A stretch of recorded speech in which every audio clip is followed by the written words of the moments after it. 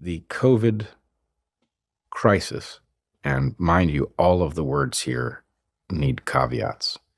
I do believe that there was a pathogen, SARS-CoV-2. I do not believe that we had anything that would, by the prior definition, be called a pandemic. I do not believe it was inherently an emergency. But nonetheless, these are the terms we use. The COVID pandemic was some kind of emergency. We were delivered something wrongly called vaccines. We were propagandized into avoiding off-patent drugs that really did work. And so, we made our situation vastly worse. We locked down, which injured people. We put masks on children, which literally disrupted their normal developmental processes. We kept vaccinating and revaccinating, which has created an entire landscape of adverse events and early deaths, which we are still not being honest about. So the 3.5 realms are the origin of the virus, which is all but certain to have been laboratory and very probably the Wuhan Institute. But the Wuhan Institute isn't the Wuhan Institute of Virology. It's also connected to the NIH, Anthony Fauci. This enhancement, this gain of function research that was embarked upon was downstream of a weapons program. And what's gain of function research? Gain of function research is where various techniques are employed to give a pathogen, in this case a virus, capabilities that it didn't otherwise have. Okay. So what I think happened in the origin of COVID, we can now tell a pretty good story. You have a vast network of laboratories working to find new pathogens that can be turned into weapons. What story they tell themselves about why we need these weapons, I don't know. But it is clear that if you are working to enhance human health, or you say you are, that you are allowed to enhance the lethality of germs as part of a dual-use program. So the excuse is, we're working to prepare the world from a pandemic. It's not a matter of if, it's a matter of when, right? That's what they tell us. It's not true. The likelihood of a pathogen leaping from nature to humans is actually quite remote for reasons that it took me a long time to realize, but I now get it loud and clear. Pathogens don't jump from animals to humans very easily because it's not an easy jump, right? They have to do 2 tricks, and they have to do it in rapid succession in order for it to work. The first trick is they have to actually infect a human being. The second trick is before that human being dies or gets better, they have to learn to jump to a second human being. That is not an easy trick. So what human beings have done is they have started accelerating that process in laboratories that are specifically attempting to create these highly pathogenic creatures that infect people for the purpose of creating weapons. So what happened in Wuhan, I believe, is there was a case where some Chinese miners who were working in a mine that was full of bats, they were actually literally shoveling bat guano out of this mine. 6 of them became sick, and 3 of them died. None of them made anybody else sick. And they were all compromised because they were breathing this dust in the mine, which made them vulnerable. But the fact that 6 miners got sick from a virus in this mine told the folks at the Wuhan Institute of Virology, who were connected directly to some American researchers, told them, aha, there's a virus in a cave in Yunnan province, and the virus already knows one of the 2 tricks. It can infect a human. What we need to do is find that virus and enhance it so that we have a virus that can spread between people. Why would they want a virus that can spread between people? because they're part of a cryptic weapons program. Okay. Now, if that sounds preposterous to you, and I can imagine that it would, I can imagine myself 5 years ago thinking that sounds absolutely ridiculous and paranoid, frankly. I would suggest that people read Robert F. Kennedy Jr.'s most recent book. It's called The Wuhan Cover-Up, in which he explores at great length this weapons program and its probable link to SARS-CoV-2. It is also worth reading the book he wrote before that, The Real Anthony Fauci. When one comes to understand that the reason that Anthony Fauci was the highest paid federal worker in the U.S., bar none, that's because he was the head of a weapons program disguised as a public health program. Okay, so Anthony Fauci is the guy that I saw on TV giving us advice on what to do about this pandemic. He was the guy. And he was like the medical advisor guy. The medical advisor guy. But the funny thing is, Anthony Fauci is largely responsible for the gain-of-function research that created the virus in the first place, that made it a human pathogen. How do we know that? Because we now know that there was a ban on gain-of-function research in the U.S. and that Anthony Fauci was part of the effort to offshore the work to Ralph Baric, who was an American researcher, still is an American researcher, his partners in the Wuhan Institute of Virology, Xi Zhengli being the primary. So what they did was they evaded a ban that arose in the U.S., I believe in 2015, as a result of very realistic fears that a virus would escape from gain-of-function research. They offshored it to the Wuhan Institute of Virology so the work could continue. That was Anthony Fauci's work. So somehow he ends up both in a position to fund and fuel the research that creates the virus, and then he's the go-to guy for advice about what we should do about it. That's a very odd coincidence, and it worked out very badly for planet Earth. Why would Anthony Fauci offshore it to China, who I would consider to be one of the US's arch nemesis? Yeah, that is a great question. I don't know the answer to it.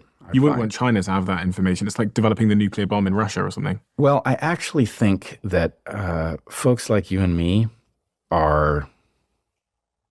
we don't get it. We think that China is a nation and America is a nation and that these nations are antagonists. We don't understand that actually the United States, while it is a nation, is also a set of factions, and those factions don't agree. One faction decided to forbid gain-of-function research. Another faction decided, oh, no, you don't, and we know how to get it done. And it was partnered with some faction of that Chinese entity, across the water. And if I think about how America looks to outsiders, right, I can imagine people talking about, oh, the Americans are doing this, right? But if you're talking about what the Biden administration is doing, you're not talking about me. The Biden administration isn't on my team. I'll guarantee you that, right? So the point is, the Biden administration is my antagonist. The Americans are a composite of antagonists. I mean, I guess in one sense, but I don't know why we offshored weapons research to China. I don't know that there isn't a partnership between entities that is much more relevant to the unfolding of events that simply doesn't have a name I would recognize. But somehow we know that we did it. We know that the research was forbidden here, and we know, Ralph Baric trained Xi Zhengli in how to do techniques, including what he calls no-seum edits. Those are edits you can't see. Why would a biologist interested in studying pathogens in order to make people healthier care whether you could see their edits? Could it not be the case that Fauci moved the project to China, the gain-of-function research to China, or was involved in that, because he wanted to understand these pathogens, these viruses better, so that we could do experiments on them to better understand them, to figure out how to defend against them? This is exactly what they tell you. I'm a biologist. Maybe I'm dumb, but that story doesn't make any sense to me. You're going to create a new virus from a ancestor you've pulled out of a cave in Yunnan province that you've enhanced in some way that you decided to enhance it. It doesn't tell you about some virus that's going to leap out of nature of its own accord. It tells you about the virus you just created.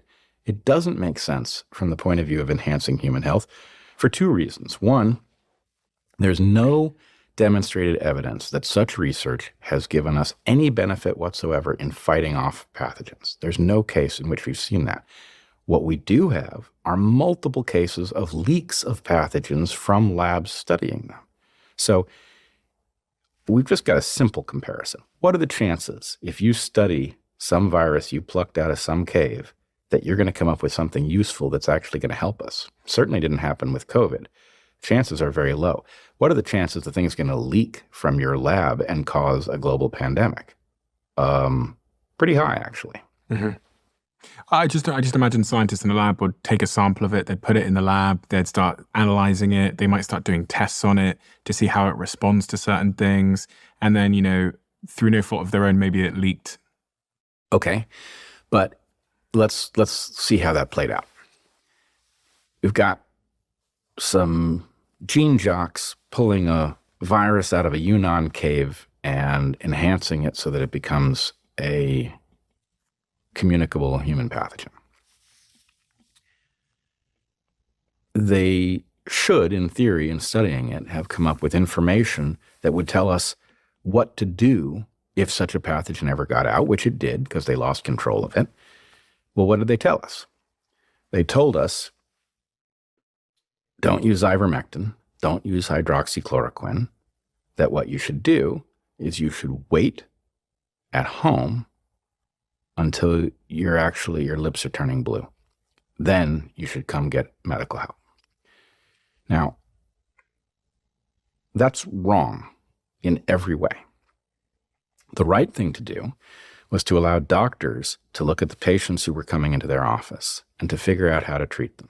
Those doctors should have said, well, this person, they appear to be sick with a respiratory pathogen. There's a good chance that it's an RNA virus. They could have quickly actually ascertained that it was an RNA virus. You know what works on all RNA viruses? Ivermectin.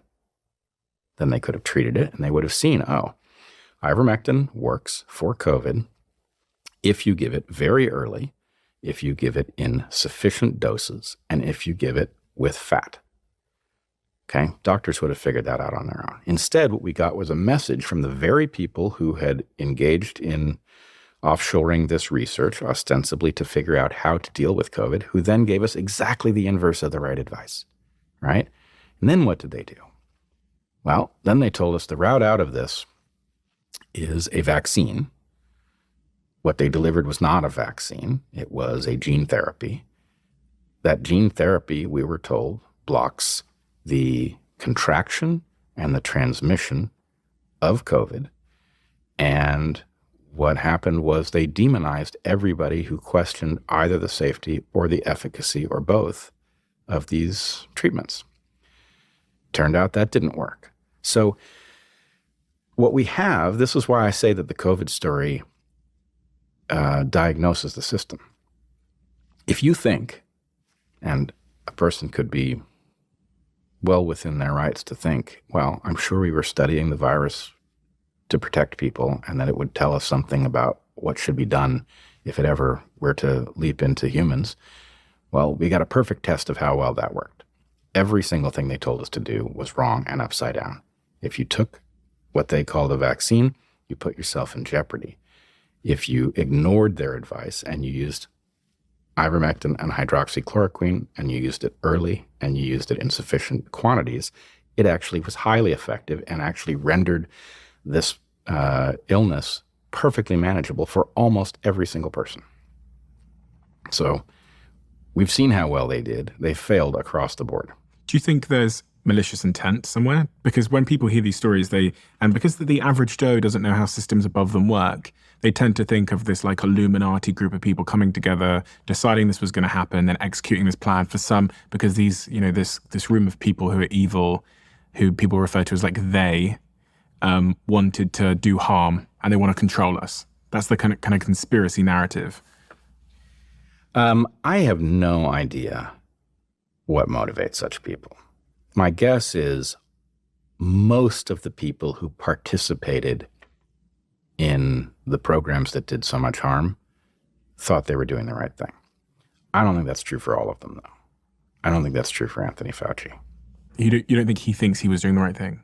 I think he knows he's a weapons guy, and that when you're a weapons guy, you are inherently comfortable with the destruction of human beings. That's what you do for a living. You're trying to create things that destroy human beings. And I don't know what it would be like to have such a job. I've never had one. But my guess is there is a mechanism for rationalizing absolutely ghastly things if what you do for a living is plot the destruction of others. Now, you raise this as a concern, as one of your key concerns, because I guess you think we haven't learned our lessons from this? No, we haven't. And I think things are a little bit inverted in Britain. In the U.S., there is widespread discussion of the harms that came from the so-called vaccines, but the question of the repurposed drugs that story has not broken.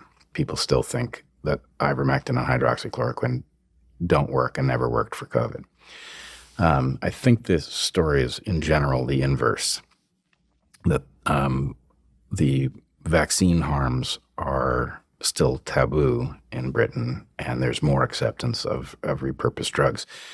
But really what we need is a no-holds-barred exploration of what happened, irrespective of what it was. Maybe I've got it all wrong, and maybe that would emerge in an investigation. But we need to look at the viral origins, how exactly that happened.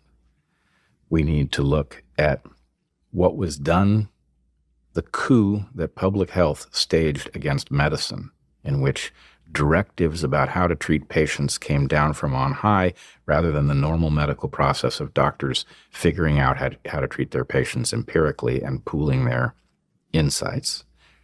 And we need to talk about what happened, where these gene therapies came from, what was understood about the danger, and how it is that we treat all of the people who frankly did exactly what they were asked to do and have had their lives compromised or lost because of injuries that they were not told were possible.